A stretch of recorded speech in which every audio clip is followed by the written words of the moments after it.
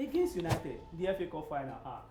I don't think Man United have enough to keep this Man City at bay and then not really make Man City win the FA Cup. But in the Champions League final, I think the Champions League final looks like the only match that Pep Guardiola might have issues, knowing fully well that you see this Inter side, their unpredictability.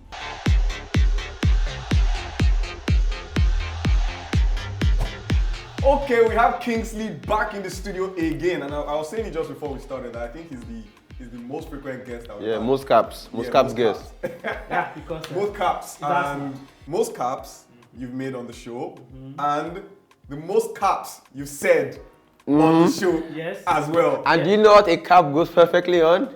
A bottle. A bottle. So it makes sense. Pleasure to have you back. Arsenal, I don't know why we are having this conversation.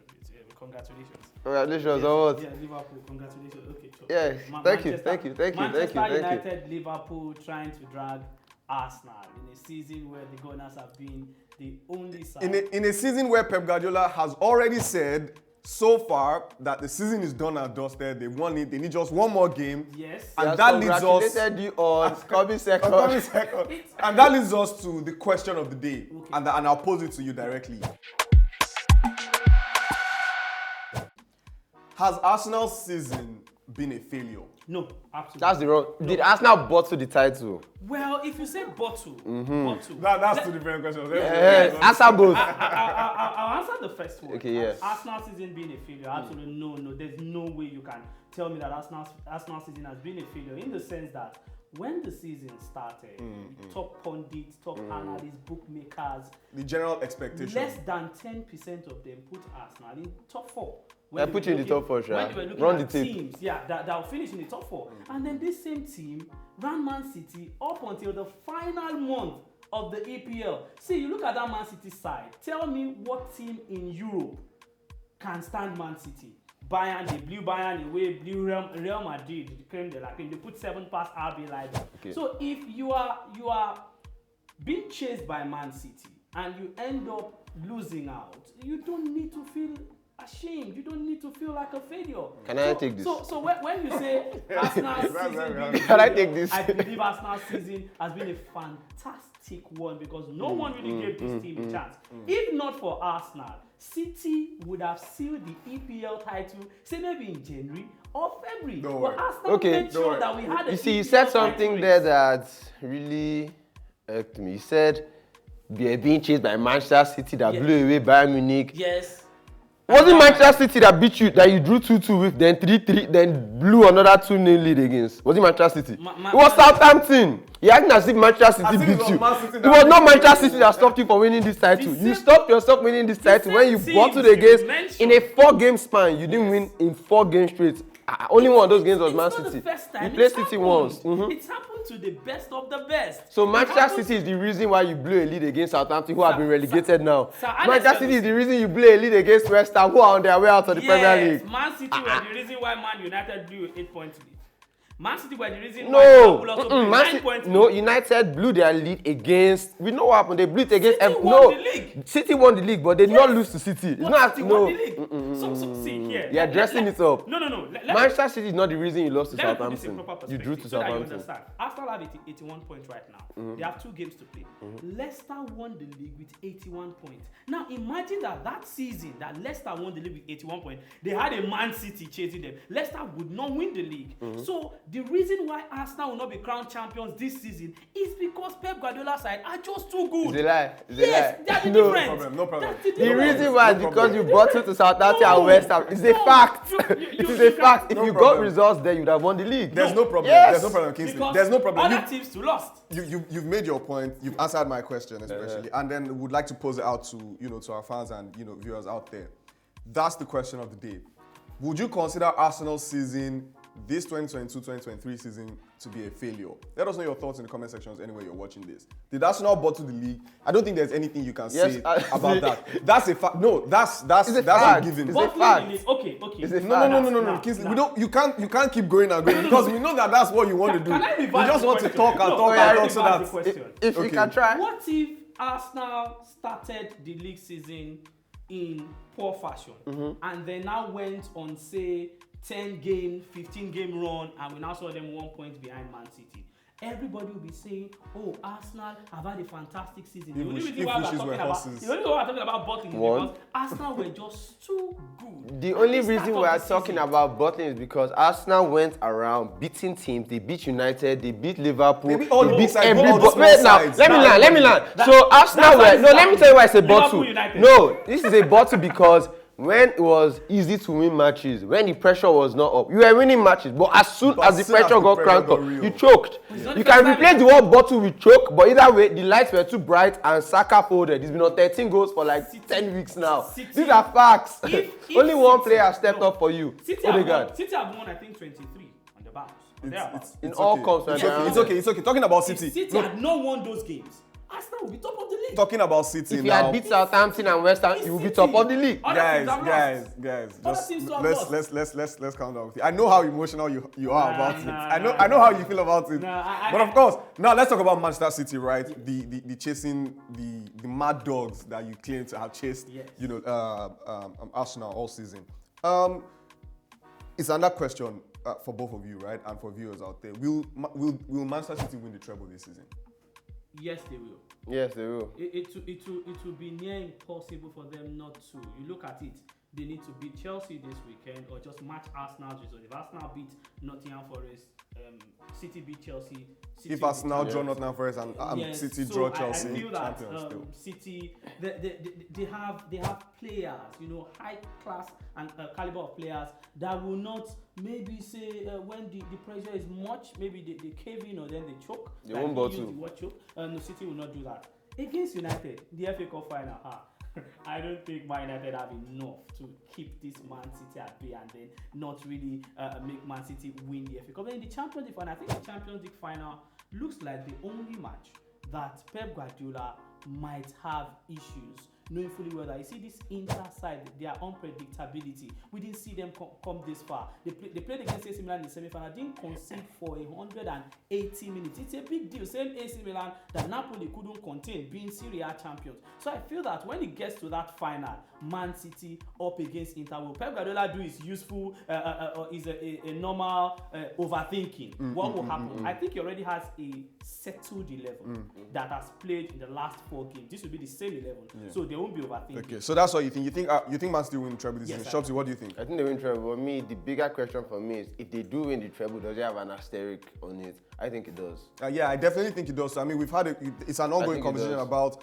how they've mismanaged money, financial fair play issues, 115. What's the word? Breaches of financial fair play. So that's there, and it's facts. But we personally, as a hater of everything that Man City stands for, I will not let it go because we see how good this side are. Don't call yourself. No, you're not a hater. As an upstanding citizen with morals that cares about the fairness of the league that we hope dear to our hearts. You can't respect this. You can't respect it. But that's another conversation. That's another conversation entirely. Don't let's segue too much into it. Don't let's segue. I did not expect you to beat Manchester City. When you played City, I knew you were going to lose that match that you lost 4-1. But don't drop points against Southampton and West Ham. That's all I'm saying. But yeah, let's do quick predictions. Right, sticking with the UEFA Champions League, Man City versus Inter Milan UCL final. Quick predictions.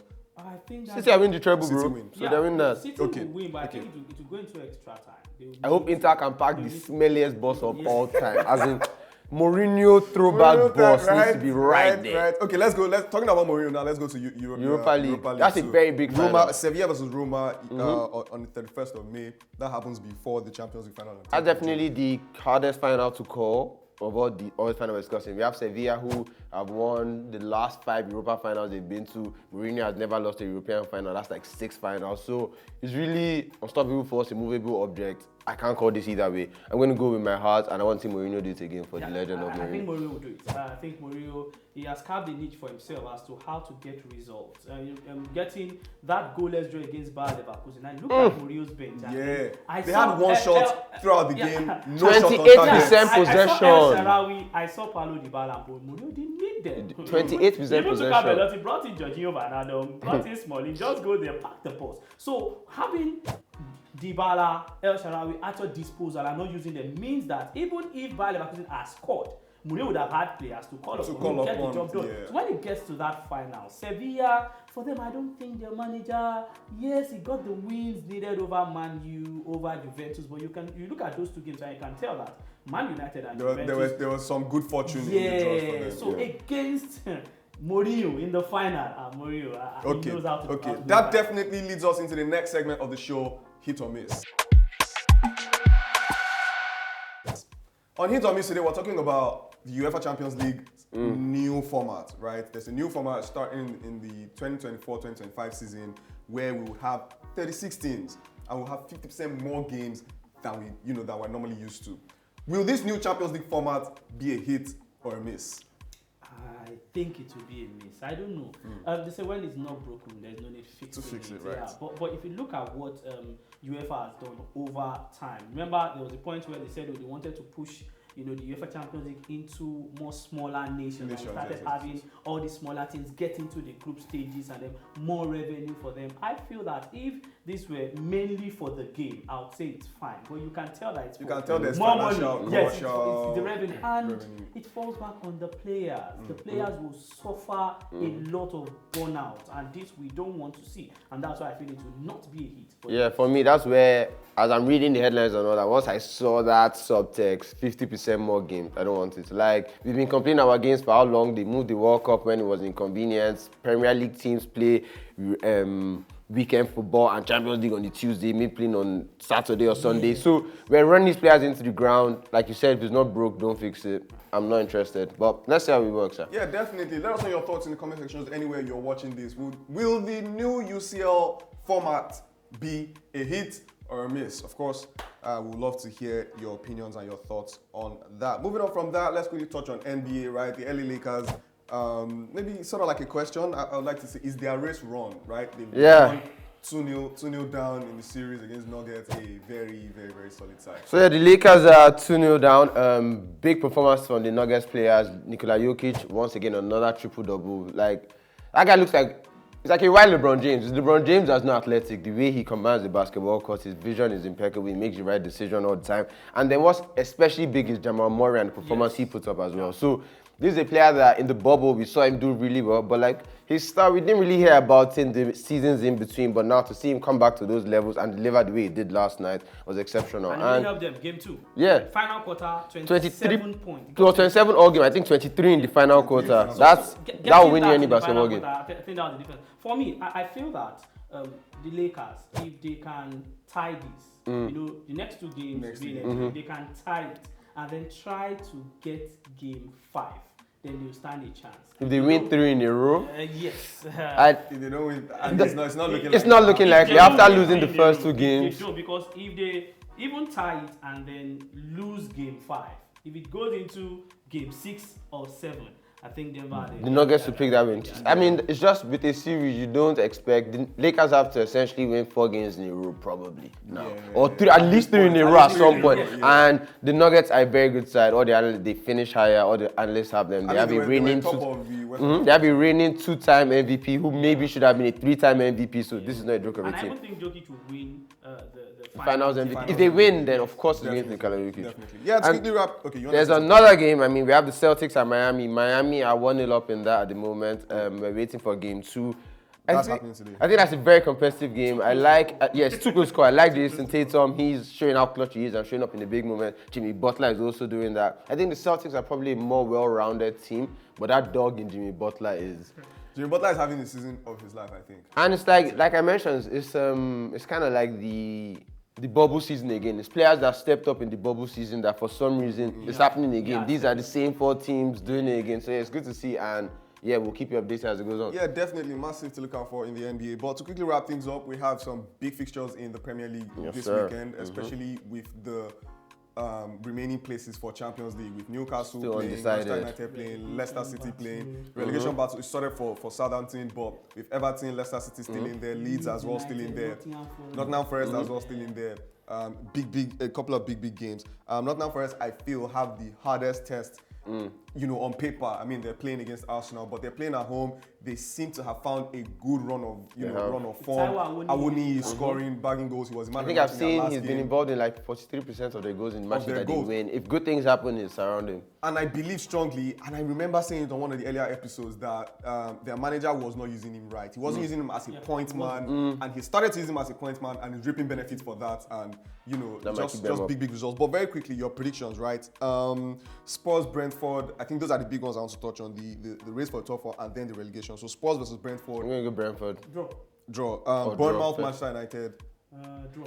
Manchester United away. I hope Bournemouth United don't. Maybe a draw, to be honest. Yeah. Okay. Bournemouth are in really good form. Yeah. Okay. Liverpool, Aston Villa. Liverpool, Anfield. Liverpool. The form Liverpool right now is superb. Liverpool. Okay. Wolves, Everton. That's in the bottom in relegation. But Wolves are home. Julen Lopetegui literally dragged Wolves out on relegation. Yeah, I'm going to go Wolves, man. That looks like a draw. It could even be goalless. Okay. Nottingham Forest, Arsenal. Nottingham Forest Arsenal also looks like a draw. Where is it? Nottingham Forest at home. Yeah, just drawing every game. Mr. on defense. It's very difficult for teams to I think Arsenal this weekend. But you know that the truth is, this is that time of the season where people just win. They just win, right? Because they know what's on the line, especially. Wins just happen.